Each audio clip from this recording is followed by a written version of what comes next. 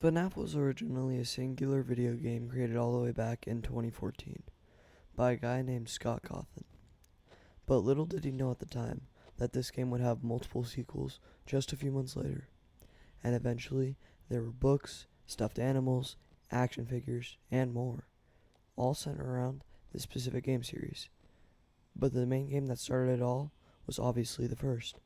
Fnaf 1 has everything a game series could ever need for its first entry, from the horror of the game to the animatronics that are on the main stage.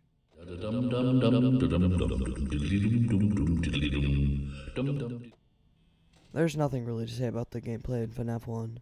All there is to it is a point-and-click horror game. When you think of the first game of Fnaf, you do not think of massive amounts of work and effort put into it. Even though this may come later in the series, it is not the case for the first couple of the games.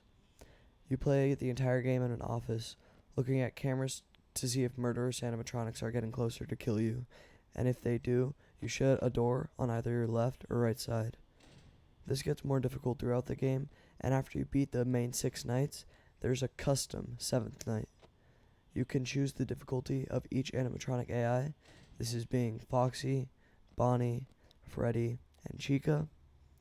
This challenge is obviously the hardest thing to beat in the first game of FNAF, but when you finally beat it, after many attempts, you feel a giant sense of reward that you finally, truly, beaten Five Nights at Freddy's.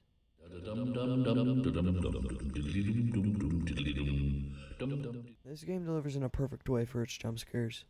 They have the anticipation of when the jump scare is actually going to happen, and even how much these animatronics move inside of these jump scares.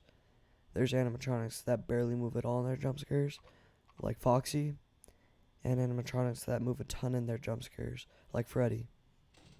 Also, the anticipation. You never know when the jump scares are actually going to happen in FNAF, because you always have to be looking at something else. There is 4 main animatronics trying to hunt you down after all. But out of all of these terrifying jump scares, the scariest has to be Bonnie's jump scare. Bonnie's jump scare is usually the one that happens the most frequently in almost any playthrough you find, and definitely the one that gets each and every player frightened when it happens. This is because of the many things inside of its jump scare. First, he gives a terrifying screech whenever you get jump scared. Second, he has some frames where he's looking straight into your soul, which will certainly terrify the player. And third, he has radical movement inside of his jump scare, which impacts the terror of his jump scare even more. And last but not least, like all of the jump scares in FNAF, you never expect it.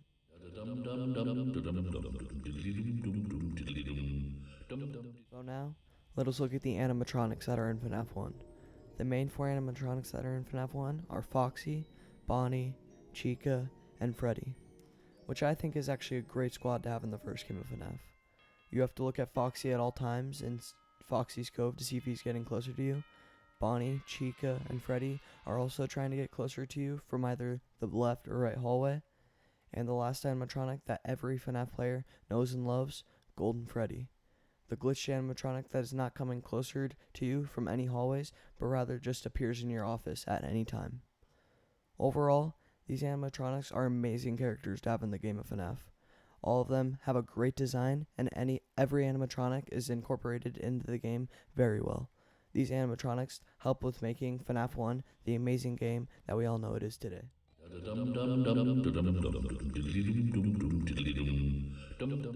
Another thing that adds to the game of FNAF just a little more to make it even better is its Easter eggs. It is usually always amazing to see a game creator take a little extra time to just add amazing Easter eggs into the game.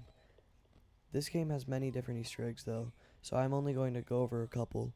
Usually, the first Easter egg that people encounter while playing the game is the It's Me, Bonnie, and Freddy screen. But some other Easter eggs that players usually find on their first playthrough are pressing on Freddy's nose in the poster right in front of you. This gives you a little honk and is a thing to sure to make you laugh.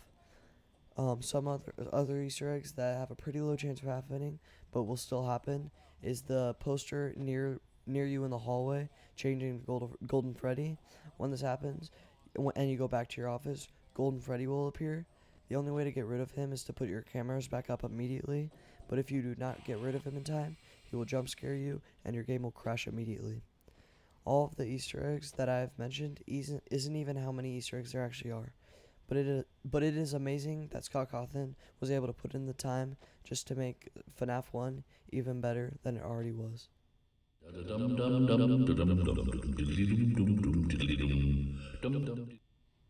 And of course, you can't mention FNAF without mentioning its lore. FNAF was basically built for having an amazing lore from its fanbase, but for the first game, Scott Cawthon was not thinking of lore at all. Scott Cawthon was originally never going to have another game after FNAF 1. But after the massive amounts of popularity the first release gained, he obviously made many sequels. So when he made these sequels, he decided to add another depth into these games, which was obviously the lore.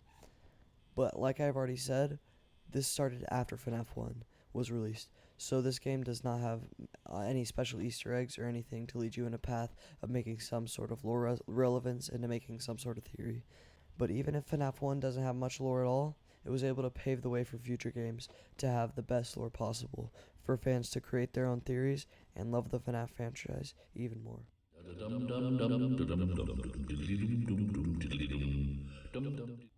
Overall, I do not think that Scott Cawthon could have created a better entry than FNAF 1.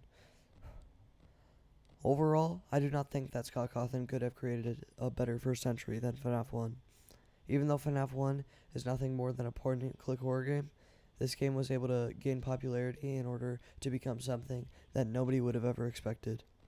If you have never even played a FNAF game or ever even heard of the FNAF franchise, please consider starting to try FNAF and everything it has to offer, because to me and a lot of other people, FNAF is one of, if not the best game series to ever exist. So go get FNAF 1 and enjoy the horror it has to offer. I hope you all enjoyed this video, and I hope you all have a great day.